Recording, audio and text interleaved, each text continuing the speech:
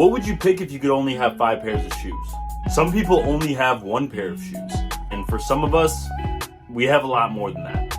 I am of the latter party. I have about 50 pairs of shoes, and let's be honest, I don't need them. You see, I consider myself a sneakerhead, and sneakerheads are consumerists, meaning they have a preoccupation for consuming goods. I don't buy sneakers out of need. I don't need a new pair of sneakers because mine are worn out or there's holes in the insoles. I simply buy sneakers for the joy of buying sneakers. And I do think it's an art form, and I think there's a lot of beauty in sneakers, but what I don't like is that you're consuming a lot more than you need. Sneakers and shoes in general serve a very vital purpose in today's society. That is keeping our feet from touching the bare concrete, especially if you live in a city like myself. But what if you could only pick 5 shoes? Now today we're going to be doing a little bit of an exercise where I pick 5 shoes and that's all I can have. And keep in mind, I have boxes. I have boxes on boxes, okay? So why am I doing this? Number 1, I don't want to waste money. Number 2, I don't like buying things that I don't use. And sneakers are one of those things. I feel like sneakerheads live in this kind of fantasy land where they think they're going to get so many fits off in this pair of shoes and oh my god, I can't wait till I wear this drip. But in reality, you kind of stick to what you like. So I kind of just want to do this exercise to really think about what I need in sneakers or what I need out of a shoe, and then kind of apply that to my life. And maybe this will help me, ease off the sneaker purchases. Before I get into this, please like and subscribe, and I will give you an incentive. If this video gets to 500 likes, it probably won't, I will follow through with this list. And I will go ahead and sell every pair of shoes I own in order to fundraise for the shoes on this list. And you'll understand why I'm saying fundraising in a second, because with this list, I went all out. But again, 5 shoes. If you could only have 5 shoes, let me know what you guys would do in the comments below. This is my list. Let's get into it. So in my first category, we're talking about boots. And the boot I would buy, the Reese Cooper Wilson boot. This is kind of a pick out of left field for me. I really like the vibe of the Reese Cooper boot because it reminds me a little bit of a Danner boot and also a Visvim boot. This boot has a great blend of utility and style. The boot's handmade in Italy, so the quality is top notch. It comes in a variety of materials for the upper. I would probably go with the nylon just because I feel like that would make more sense. Living in Chicago, the weather can get kind of tough, so I don't know if suede would be the best choice. It has a Vibram outsole. If you know anything about Vibram, they make really, really high quality products and rubbers, especially for the outsoles of shoes. So in general, I just think the Reese Cooper Wilson boot is just very wearable for street style and the way I like to dress. But at the same time, it has some real heavy hitting functionality. This is a boot you could go climbing in if you were in a pinch. But the kicker is that boot retails for $600. If I can only have 5 shoes, I'm gonna go all out and make sure that I really like them. And a lot of these you're gonna see a lean towards the luxury aspect. But I think that will pay off in dividends because of the quality, the makeup of the shoe, and just the way they look. These look sick too. They're a good looking boot. Alright, going into shoe number 2, we're going into the category of the white sneaker. I think everybody needs an all white sneaker. This one technically isn't all white, but I still wanted it because I'm not the biggest fan of all white sneakers. This is the Margiela German Army Trainer. So if you know this shoe, this is based off of the shoe that was actually issued to the German military as their kind of trainer or their standard issue shoe. But this is Margiela's take on it. It is a bit more luxury. It's made in Italy. It's made of calf skin. And it really has a timeless appeal. I think this would be a really cool shoe to have in my rotation. Again, with the price point, this one's going to be $500. So obviously these are more than your typical sneaker, but you would be paying for quality materials as well as the design aspect. This is going to be coming from Maison Margiela. One other side note about this is I like that it's a if you know type sneaker. It's not blatantly everyone would know what it is, but the right people will, and I like things like that. I like when specific groups can appreciate things and it's not just a layup and everybody loves it. Jumping into the third category, we're talking about the trainer, and we are going to go with the good old trusty New Balance 990 V3. So I actually have one of these. I have the Joe Freshgoods outside close 990 V3. I would actually probably trade these in for the all gray pair.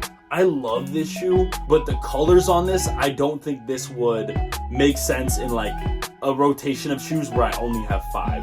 I might keep it, I might consider that, but like I think the all gray New Balance goes with really everything. But the actual makeup of the shoe, this sneaker is so comfortable. It is very durable, made in the USA. It's a classic silhouette. It's one that I'm very familiar with as well. I love that it has a good blend of sporty and stylish. So this is the grocery run shoe.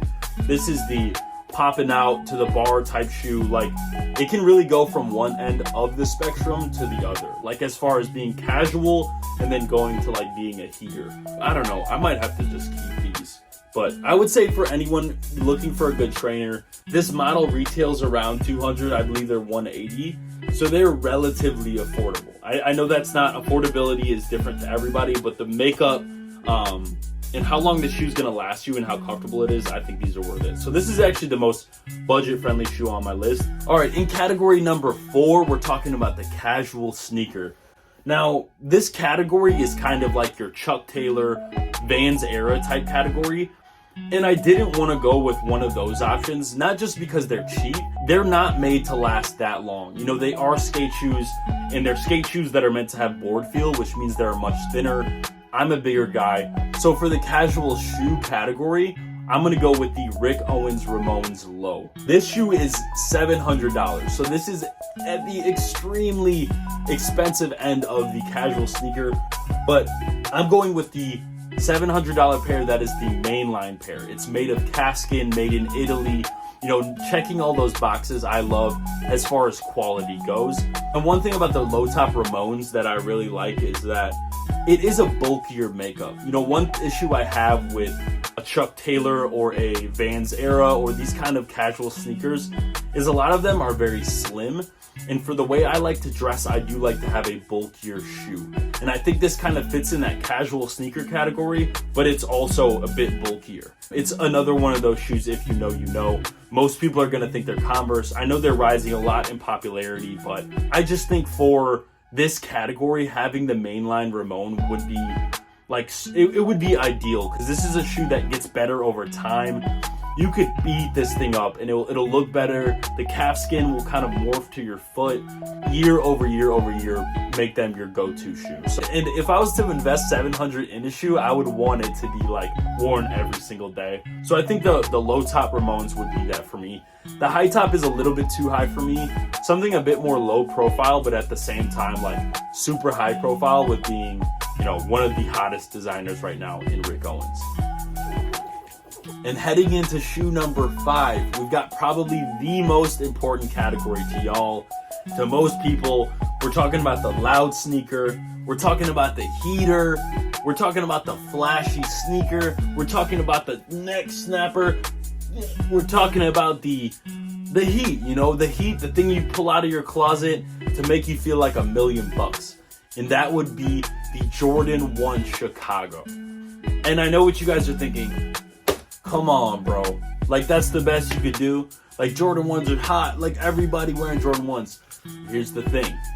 The Jordan 1 Chicago is probably the best colorway on the best sneaker silhouette. This is like pulling out all the stops. This is like pulling out your Yu-Gi-Oh trap card. This is like, it's a trump card. This beats everyone because it is the Chicago. It's the first colorway, and because it is the Jordan 1. I would prefer to have the 1985 Jordan 1, but that one goes for like $2,000.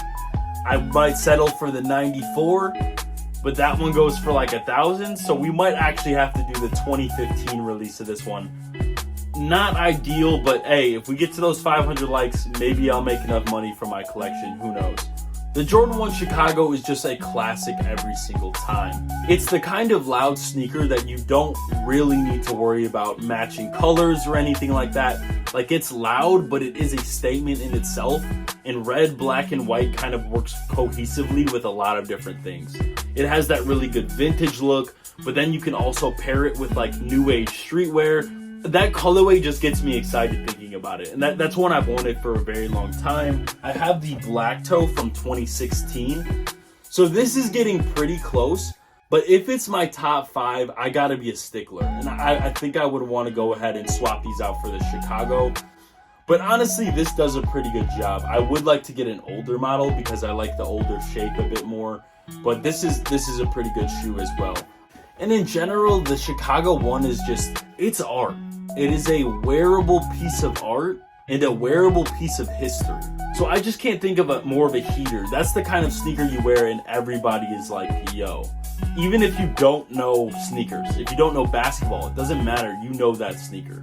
That's where my head's at with that. This list is around $3,000. So like I said, if you guys throw a bunch of likes on this video, I will liquidate this collection right here, trying to make up, I don't even know if I can make 3,000 out of these. Man, I don't know how I got myself in this situation. I appreciate you guys watching. Let me know what you guys think of my takes. Let me know what you guys would pick if you could only wear 5 shoes. I kind of want to get towards this more of like building character on my sneakers and wearing the hell out of them and really like being able to tell a story with the shoes that I wear. But that's enough of this rant, guys. I appreciate you stopping by. Again, please like, comment, subscribe. Love you guys. Was that too much? I think that's it. I'm gonna be posting more on here, so definitely stay tuned. But with that being said, stay fresh out there.